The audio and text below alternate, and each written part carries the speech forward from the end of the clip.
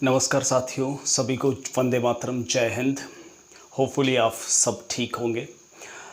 देखिए, हम भारत के इतिहास का समग्र अर्थात संपूर्ण अध्ययन की सीरीज़ चला रहे हैं और जैसा कि आप जानते हो, मैं ये कोटेशन स्टार्ट में नए न्यू कमर्स के लिए बोलता हूँ। इस सीरीज के अंतर्गत हम भारत के इतिहास की एक एक बारीकी ले रहे हैं। हमने प्रारंभ किया था पाषाण काल से, फिर सिंधु घाटी सभ्यता, फिर वैदिक काल, फिर महाजनपद काल। हमारी चर्चा अभी चल रही है मौर्य काल के बारे में। एक एक चीज़ हम देख चुके हैं, एक एक बारीकी देख चुके हैं कंपटीशन के लिहाज से। मैं आपको पूरा यकीन दिलाता हूं कि YouTube के प्लेटफॉर्म पर इससे बेहतर कंपटीशन के लिहाज से जानकारी आपको नहीं मिल सकती। हो सकता है कि वीडियो की थोड़ी क्वालिटी या फिर वॉइस में आपको इतना मज़ा नहीं आ रहा हो, लेकिन कंटेंट के मामले में कोई तरह का कॉम्प्रोमाइज़ नहीं है। ये मेरी गारंटी है कि आप छोटे से छोटे लेवल का एग्ज़ाम से लगाकर यूपीएससी एग्ज़ाम तक क्रैक कर सकते हो इस वीडियो सीरीज से। तो अगर वीडियो शुरू करने से पहले एक छोटी सी बात, अगर आप पहली बार इस वीडियो पर हैं तो आप इससे पूर्व वाले वीडियो देखेंगे, इसकी सीरीज देखेंगे तो आपको शायद बेहतर समझ में आएगा। हमारी चर्चा चल रही थी मौर्य काल के बारे में, और मैंने आपको बताया था कि मौर्य काल जो है वह 323 ईसा पूर्व से 184 ईसा पूर्व के मध्य माना जाता है। इससे पूर्व हमने मौर्य वंश वृक्ष, मौर्य उत्पत्ति की बात की थी। उसके बाद में हमने चंद्रगुप्त मौर्य के बारे में बात की थी। लास्ट वीडियो में हमारी बिंदुसार से संबंधित चर्चा हुई थी। आज हमारा टॉपिक, सबसे महत्वपूर्ण टॉपिक मेरी नज़र में, इंडिया के हिस्ट्री के अंदर सबसे महत्वपूर्ण जो टॉपिक है वह है अशोक वर्धन।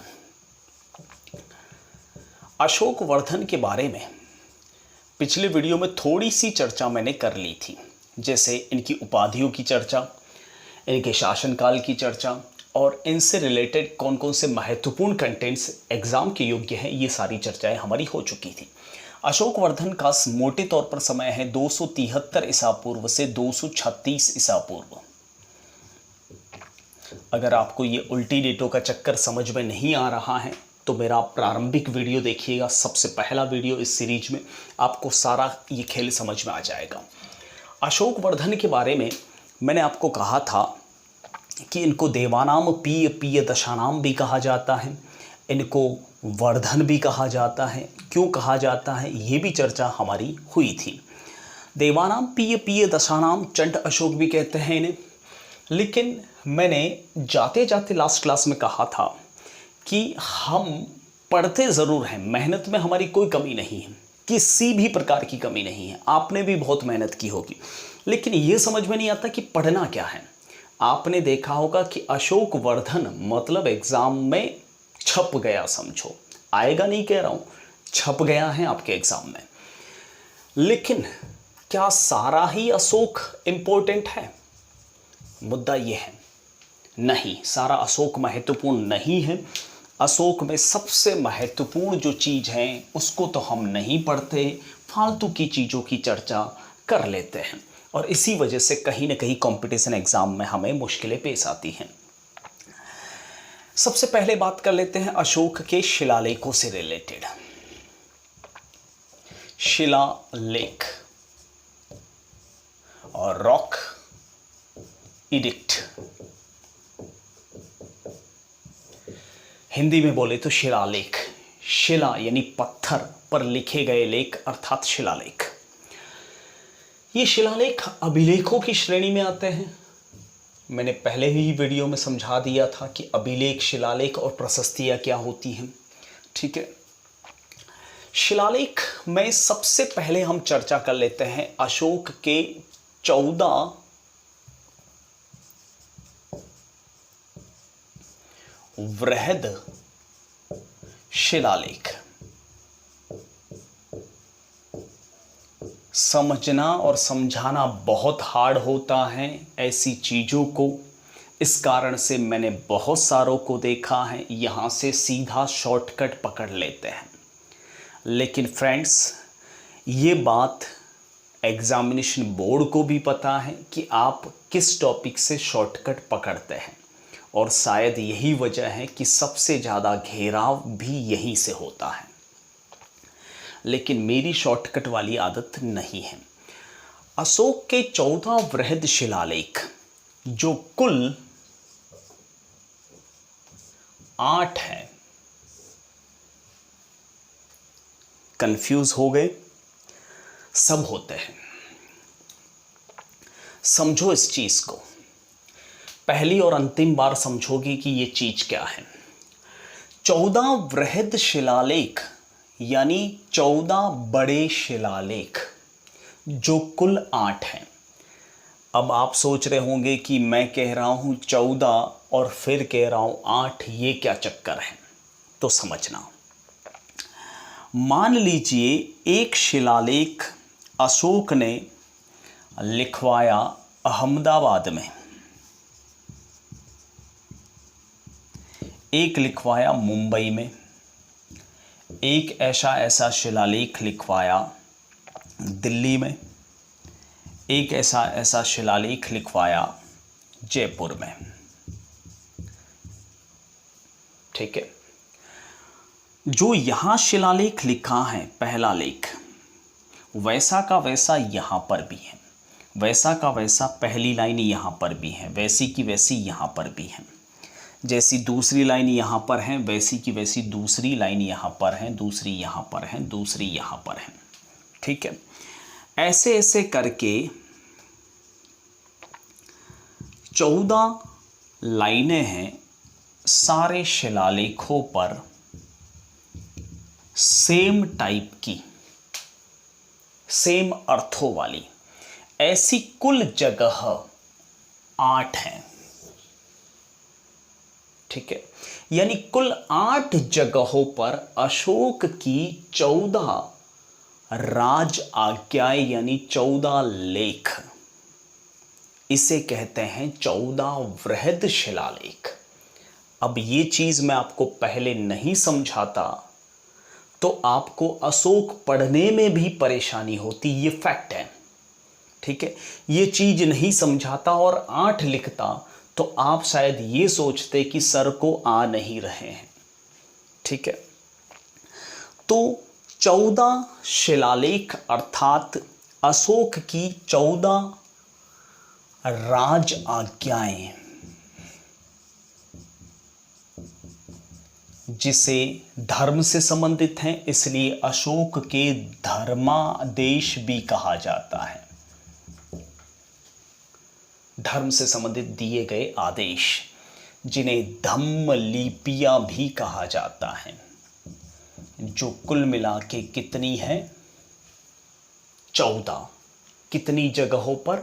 8 जगहों पर। जैसे चौथे लेख में यहां लिखता है ये स्वयं कियम चू धम्मे, तो यहां पर भी वही रिपीट कर रहा है, कियम चू धम्मे, कियम चू धम्मे, कियम चू धम्मे। 7वें लेख पर यहां पर लिख रहा है अनाराम्भो प्राणानाम च धम्मे, अहिंसानाम भूतानाम च धम्मे, चंडीय कोधे मोहे लोभे ना धम्मे ना धम्मे। तो सब जगह वही रिपीट कर रहा है। 7वें में परिभाषा देता है कि अपासी नवे बहु कयाने दया दाने सचे साचये माधवे साधवे च धम्मे, मातृ पितृ सुसुरसा च धम्मे, थेर सुसुरसा च धम्मे। कन्फ्यूज आ गए ना, ब्राह्मी और खरोष्टी लिपि है। अब आपको समझ में भी आ गया होगा कि बहुत सारे विद्वान बने घूमते हैं लोग, और क्यों नहीं पढ़ाते अशोक? क्यों? क्योंकि यहाँ असलियत इतिहासकारों की नजर आ जाती है। चलिए, ये 14 राज आज्ञाएं यानी धर्मादेश, धर्मलिपियां, धर्म से संबंधित दिए गए आदेश, जिन्हें 14 वृहद शिलालेख जो कुल 8 जगहों पर हैं। कहाँ कहाँ हैं ये 8 जगह? सबसे पहले देख लेते हैं। शहबाजगढ़ी, दूसरी जगह है मानसहेरा। देखिए ये दोस्तों, दोनों जो है वह पाकिस्तान में है। शहबाजगढ़ी जो है पेशावर में है, पाकिस्तान के पेशावर में, और मानसहेरा हज़ारा जिले में है, पाकिस्तान में। तीसरा है धौली और जोगढ़। ये दोनों भी एक ही स्टेट में हैं, उड़ीसा में। ये पड़ता है जगन्नाथपुरी के पास और ये पड़ता है उड़ीसा के जोगढ़ जिले में, दोनों उड़ीसा में।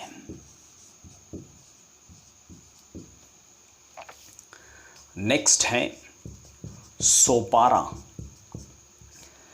जिसे नाला सोपारा भी कहा जाता है। ये पड़ता है महाराष्ट्र में। पुस्तकों में मिलेगा ठाणे, लेकिन अभी नया जिला बना है महाराष्ट्र का, वो है पालघर, और नाला सोपारा वर्तमान पालघर में पड़ता है, न कि ठाणे में। पुस्तकों में पुराना मैटर है।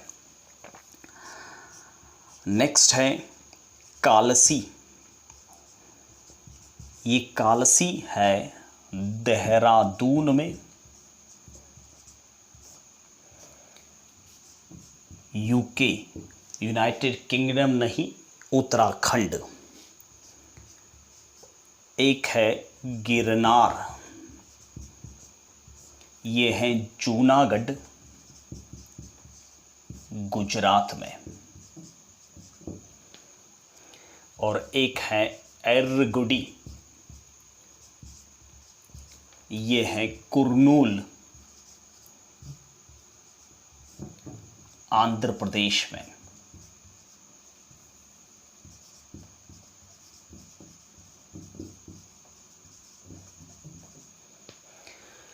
कितने हो गए? 1 2 3 4 5 6 7 और 8 जगहों पर 14 अशोक ने राज आज्ञाएं अर्थात धम्म लिपियां खुदवा रखी हैं। ध्यान देना, ये दोनों जो है वह खरोष्ठी लिपि में है।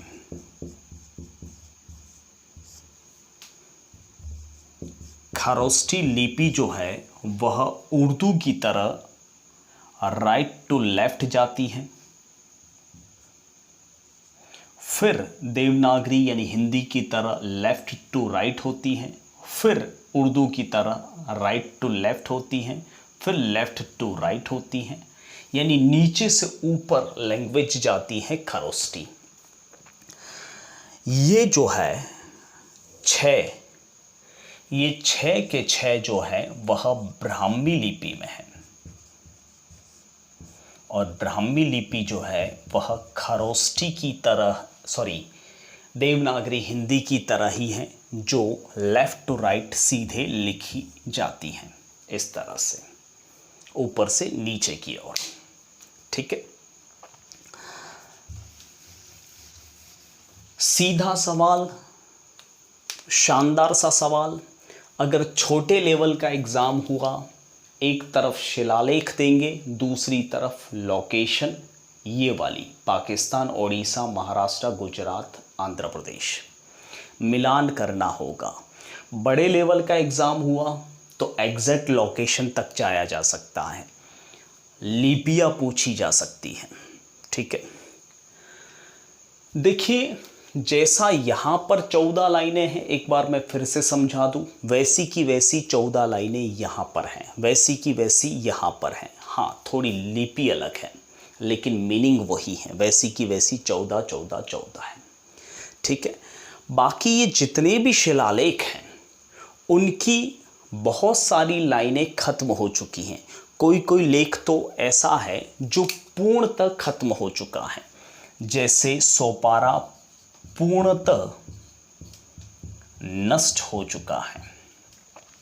ठीक है, सोपारा में एक भी लाइन नहीं बची है। कुछ कुछ ऐसा है जो पूर्णतः अस्तित्व में है, और वो है जूनागढ़ का।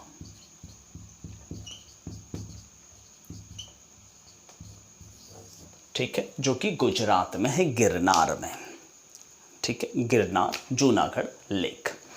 एक चीज और ध्यान देना, अपन कहीं पर भी घूमने जाते हैं किलों के अंदर, महलों के अंदर, तो आपने अक्सर देखा होगा किलों के अंदर लिखा होता है सपना वेट सूरज। जैसे कि किला तो सपना और सूरज ने ही बना रखा है। तो ऐसा है भैया, ये मान लो कि अशोक ने 14 राज आज्ञाएं लिखवाई। ठीक है, अब किसी ने स्पेस देखा यहाँ पर, तो किसी ने अपना मैटर भी ऐड कर दिया, पीछे किसी ने और स्पेस देखा तो अपना मैटर ऐड कर दिया। वैसे ही जूनागढ़ जो है,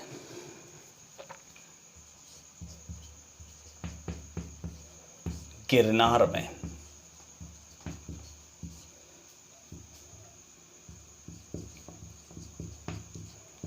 उस पर 3 शासकों के लेख हैं।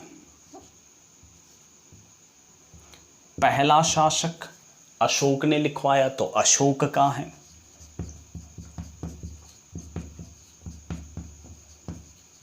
ब्राह्मी लिपि में। दूसरा लेख रुद्रदामन का है, ये एक शक शासक था। बाद में टॉपिक आएगा, हम चर्चा करेंगे। एक लेख वह है स्कंदगुप्त का, जो कि गुप्त शासक था। चर्चा करेंगे जब गुप्तों की बात करेंगे। यानी जूनागढ़ लेख पर 3 लोगों के लेख हैं। एग्जामिनेशन बोर्ड इस तरह से भी फंसाता है कि निम्न में से जूनागढ़ का संबंध किस शासक से है या किस शासक से नहीं है। तो आपको ये पता होना चाहिए कि जूनागढ़ शिलालेख का संबंध अशोक से है, रुद्रदामन से है और स्कंदगुप्त से है। क्यों है? क्योंकि इसी लेख में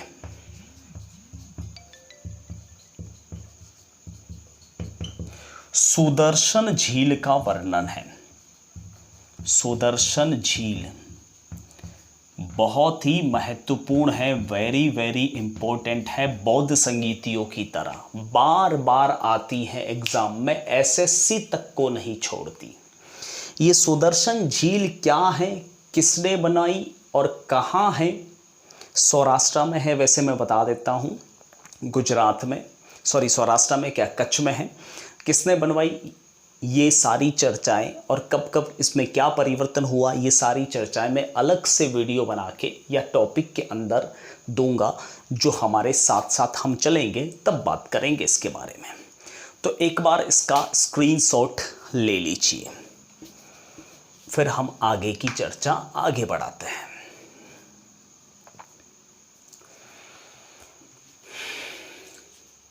तो ये तो है 14 वृहद शिलालेख। देखिए, एक मिटाने से पहले एक चीज मैं आपको बताता हूं।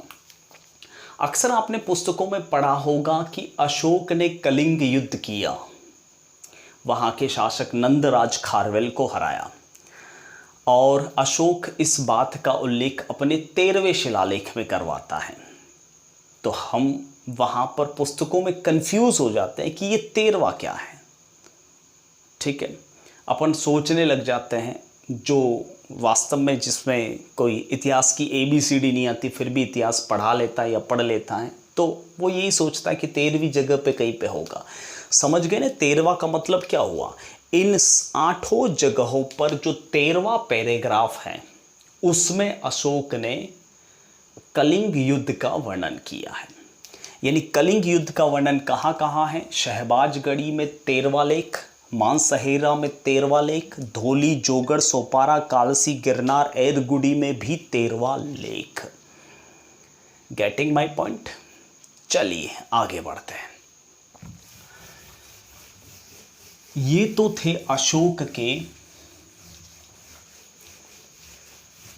दोस्तों, मैं वायदा करता हूं, it's my humble promise to you, एक भी सवाल बाहर नहीं रहेगा इस वीडियो सीरीज से।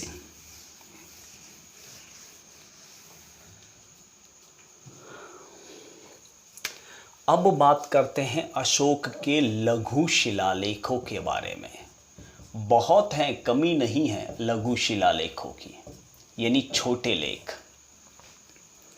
वैसे शिलालेखों से संबंधित, शिलालेखों से रिलेटेड ही कम से कम 2 या 3 वीडियोस बन जाएंगे। एक वीडियोस में शिलालेख भी नहीं आएंगे अशोक के।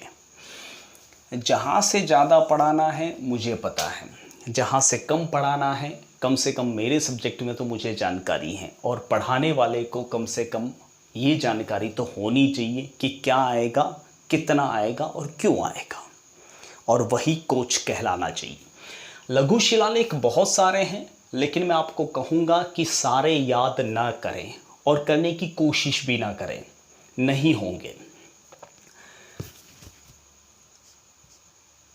रूपनाथ, गुर्जरा, मास्की, नित्तूर, उद्दोलन,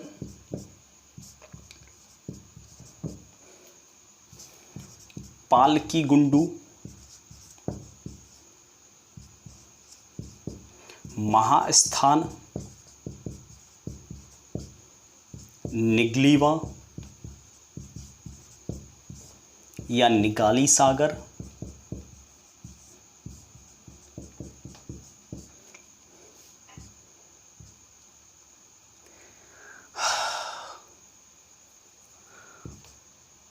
सारो मारो,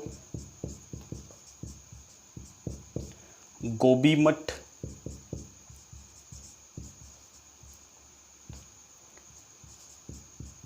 पालकी गुंडू,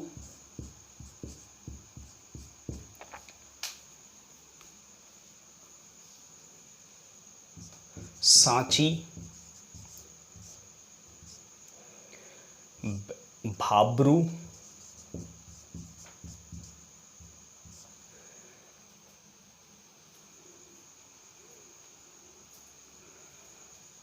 लगमान, शर एकूना, आई थिंक काफ़ी है।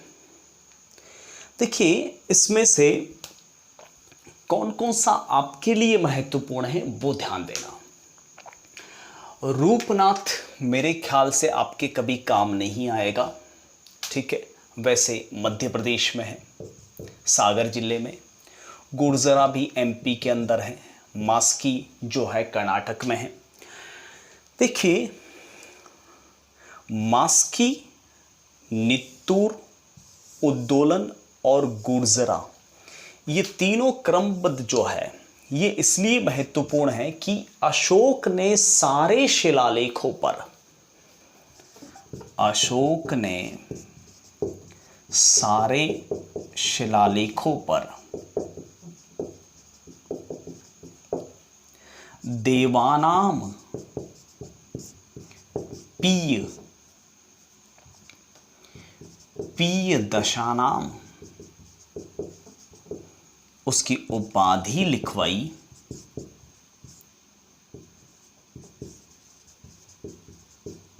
लेकिन ये 4 मात्र ऐसे हैं जिस पर अशोक शब्द का उल्लेख है।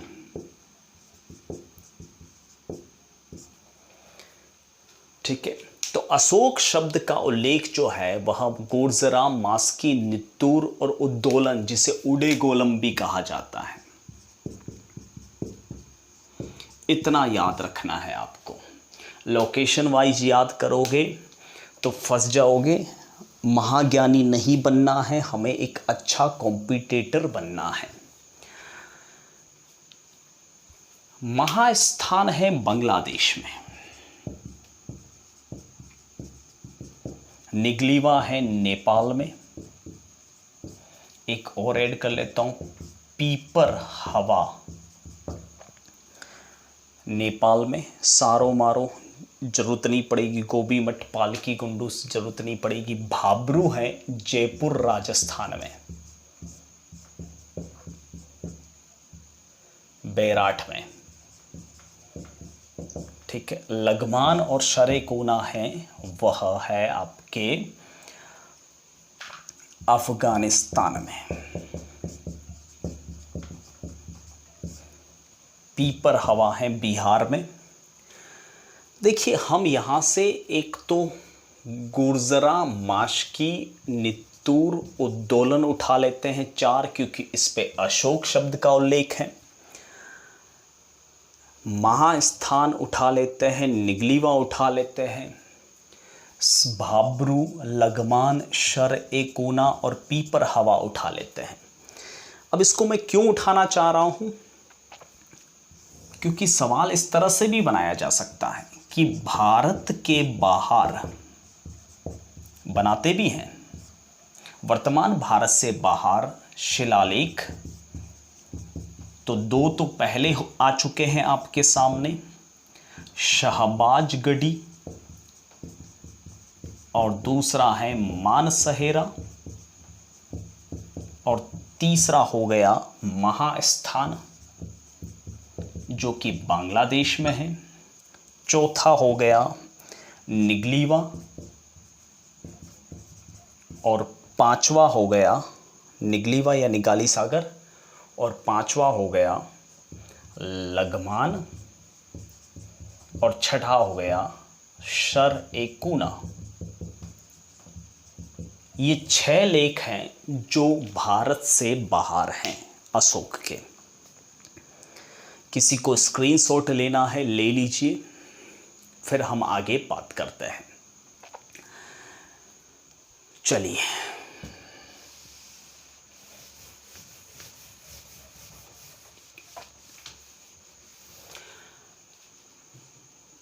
देखिए दोस्तों, अब यहां पर एक और चर्चा मैं करना चाह रहा हूं विशेष तौर से। भाब्रू को मैंने ऐड क्यों किया याद करने के लिए, क्योंकि आपके राजस्थान में है, महत्वपूर्ण है और लघु शिलालेखों में सबसे अच्छी कंडीशन में ये है। ठीक है, देखिए, अशोक की जो लिपियां हैं उसमें सर्वाधिक लेख ब्राह्मी में मिलते हैं, उसके बाद थोड़े थोड़े मिलते हैं खरोष्ठी में और एकमात्र शर ए कोना वह है अरेमाइक लिपि में।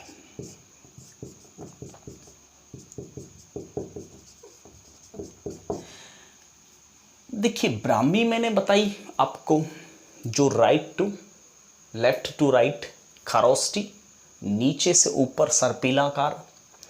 अरेमाइक, इसी को हिंद यूनानी कहा जाता है, लेकिन बहुत सारे विद्वान अशोक की 4 लिपियां बता रहे हैं पब्लिक प्लेटफॉर्म पर। अरे भैया, हिंद यूनानी और अरेमाइक एक ही हैं, अलग नहीं हैं। ऑथेंटिक पुस्तकों में देखिएगा, हिंद यूनानी और अरेमाइक एक ही हैं, जो हिंदी और यूनानी लैंग्वेज का मिश्रण है। और वो 4 लिपियां बताते हैं, ब्राह्मी, खरोष्ठी, अरेमाइक और हिंद यूनानी। ये 4 नहीं 3 लिपियां हैं।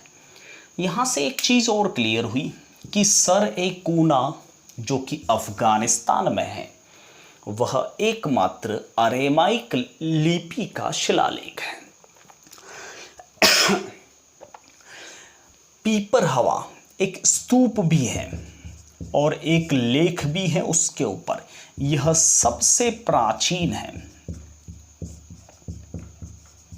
अशोक के काल का सबसे प्राचीन लेख है पीपर हवा। ठीक है, तो ये थी अशोक के शिलालेखों में वृहद शिलालेख और लघु शिलालेखों की बात। ठीक है, अगले वीडियो में हम चर्चा करेंगे अशोक के स्तंभ लेखों के बारे में, यानी पिलर एडिक्ट के बारे में, और वहां से तो सवाल फाइनल चांसेस मुझे लगते हैं मिक्स करके देंगे शिलालेख और स्तंभों को।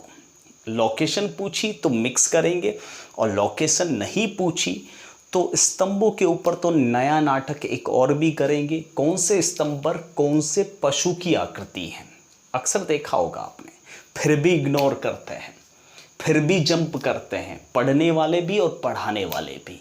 और ये चीज़ एग्जामिनेशन बोर्ड को अच्छी तरह से पता है। देखिए, मेरा सोचना है कि जहाँ से दुनिया भागती है ना, वहाँ से हम ना भागे तो बेहतर है। और कहीं ना कहीं आपको भी पता है कि कुछ अलग करते हैं तभी दुनिया सलाम करती है, यानी तभी नौकरी लगती है। तो वीडियो एंड करने से पहले एक छोटी सी रिक्वेस्ट नहीं करनी चाहिए मुझे, लेकिन बार बार करनी पड़ रही है, मुझे मज़ा नहीं आ रहा है। अगर आपको वीडियो सीरीज अच्छी लग रही है तो शेयर कीजिए यार, अपने तक सीमित मत करिए। हर किसी को फीडबैक देना चाहिए, अच्छा लगे तो लाइक कीजिए, बुरा लगे तो अनलाइक कीजिए। और कुछ भी कमेंट करना है, बहुत अच्छा लगे तो कमेंट भी कर सकते हैं, कुछ भी कन्फ्यूज़न है तो कमेंट कर सकते हैं, लेकिन फीडबैक किसी को भी देना चाहिए। नाउ बाय, थैंक यू, जय हिंद, वंदे मातरम।